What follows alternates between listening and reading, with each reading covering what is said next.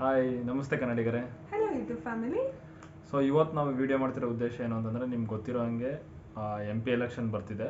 So ಕರ್ನಾಟಕದಲ್ಲಿ total 28 MP seats ಇದೆ. So ಈ ಕರ್ನಾಟಕದಲ್ಲಿ ಬಂದು 2 ಸ್ಟೇಜ್ ಆಫ್ ವೋಟಿಂಗ್ ಮಾಡ್ತಿದ್ದಾರೆ. ಸೊ ಫಸ್ಟ್ ಸ್ಟೇಜ್ ಬಂದು April 26, ಸೆಕೆಂಡ್ ಸ್ಟೇಜ್ ಬಂದು May 7. MP ಎಲೆಕ್ಷನ್ ಬಂದು 5 ವರ್ಷಕ್ಕೆ ಒಂದ್ಸಲ ಆಗ್ತಿದೆ. ಲಾಸ್ಟ್ ಇಯರ್ ಬಂದು 68% ಅಷ್ಟೇ ವೋಟ್ ಆಗಿರೋದು ಕರ್ನಾಟಕದಲ್ಲಿ. ಸೊ ನಿಮ್ದು ಒಂದೊಂದು ವೋಟ್ ಕೂಡ ಮುಖ್ಯ ಆಗುತ್ತೆ, ಯಾರು ಮಿಸ್ ಮಾಡದೆ ವೋಟ್ ಮಾಡಿ. ಈ ವರ್ಷ ಬಂದು ಅರೌಂಡ್ 5.37 crore ಪೀಪಲ್ ಎಲಿಜಿಬಲ್ ಇದ್ದೀರಾ. ಅದ್ರಲ್ಲಿ 10 ಲಕ್ಷ ಜನರು ನ್ಯೂ ವೋಟರ್ಸ್ ಇದ್ದೀರಾ. ಸೊ ಲಾಸ್ಟ್ ಟೈಮ್ ಕರ್ನಾಟಕದಲ್ಲಿ 68%, ಅದರಲ್ಲಿ ಮಂಡ್ಯನೇ ಹೈಯೆಸ್ಟ್ ವೋಟರ್ಸ್ ಮಾಡಿರೋದು. 80% ಆಫ್ ವೋಟಿಂಗ್ ಮಾಡಿದ್ದಾರೆ ಮಂಡ್ಯದಲ್ಲಿ. ಬಟ್ ಬೆಂಗಳೂರು ಸೌತ್ ಅವ್ರು ಬಂದು ಬರೀ 50% ಆಫ್ ವೋಟಿಂಗ್ ಮಾಡಿರೋದು. ಸೊ 50% ವೋಟೇ ಮಾಡಿಲ್ಲ. ಸೊ ಆ ಥರ ಯಾರೂ ಮಾಡಬೇಡಿ, ಯಾಕೆಂದರೆ ಯಾರು ಒಳ್ಳೆ ಅಭ್ಯರ್ಥಿ ಇರ್ತಾರೆ ಅವ್ರನ್ನ ಆಯ್ಕೆ ಮಾಡಿ. ಯಾರು ನಿಮಗೆ ಸೂಕ್ತ ವ್ಯಕ್ತಿ ಅನಿಸ್ತಾರೋ ಅವ್ರಿಗೆ ವೋಟ್ ಮಾಡಿ. ಸೊ ವೋಟ್ ವೇಸ್ಟ್ ಮಾಡ್ಕೊಳಕ್ಕೆ ಹೋಗಬೇಡಿ.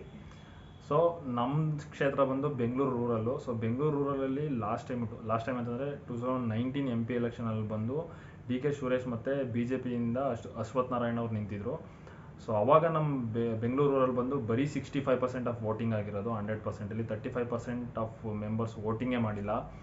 ಸೊ 65% ಅಂದರೆ ಆಲ್ಮೋಸ್ಟ್ ಅರೌಂಡ್ 24 lakhs ಇರೋದು. 24 lakhs ವೋಟಿಂಗ್ ಮಾಡಿದರೆ 35% ಅಂದರೆ ಆಲ್ಮೋಸ್ಟ್ 10 lakhs ವೋಟಿಂಗೇ ಮಾಡಿಲ್ಲ.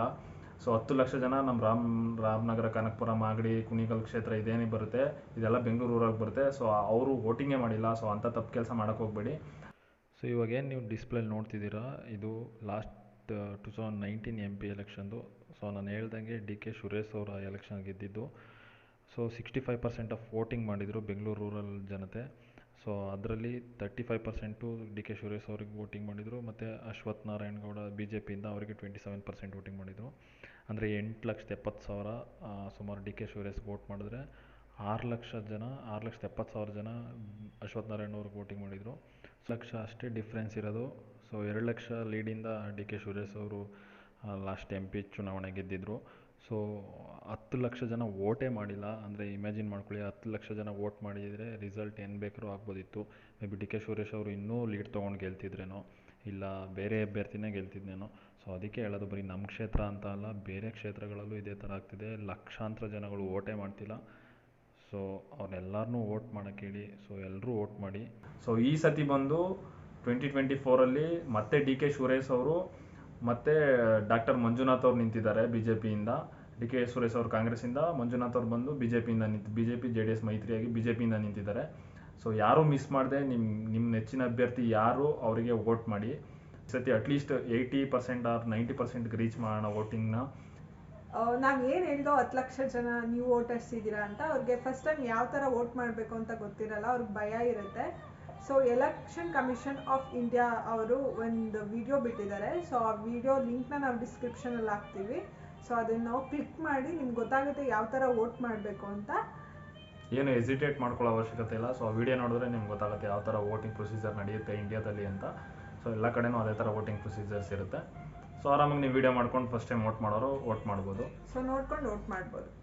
ಸೊ ಈ ಫಸ್ಟ್ ಟೈಮ್ ವೋಟ್ ಮಾಡೋರು ನಿಮ್ಗೆ ಯಾರು ಗೊತ್ತಿದ್ರೆ ಸೊ ಅವ್ರಿಗೆ ಈ ವಿಡಿಯೋನ ಶೇರ್ ಮಾಡಿ, ಅವ್ರಿಗೆ ಹೆಲ್ಪ್ ಆಗುತ್ತೆ. ಸೊ ಯಾವ ಥರ ವೋಟ್ ಮಾಡೋದು ಅಂತ.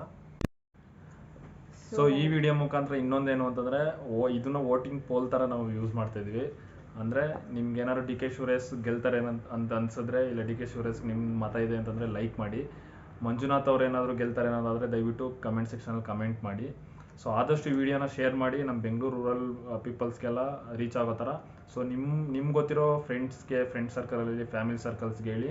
ಸೊ ನಿಮ್ಗೆ ಯಾರು ನೆಚ್ಚಿನ ಅಭ್ಯರ್ಥಿ ಇದ್ದಾರೆ ಅವರಿಗೆ ವೋಟ್ ಮಾಡೋಕ್ಕೆ ಹೇಳಿ. ಯಾರೂ ವೋಟಿಂಗ್ ಮಾತ್ರ ಮಿಸ್ ಮಾಡ್ಕೋಬೇಡಿ. ಈ ವಿಡಿಯೋ ಇಷ್ಟ ಆಯಿತು ಅಂದರೆ ಲೈಕ್ ಮಾಡಿ, ಶೇರ್ ಮಾಡಿ, ಕಮೆಂಟ್ ಮಾಡಿ, ಸಬ್ಸ್ಕ್ರೈಬ್ ಆಗೋದು ಮರಿಬೇಡಿ. Thank you. ಬಾಯ್. ಬಾಯ್.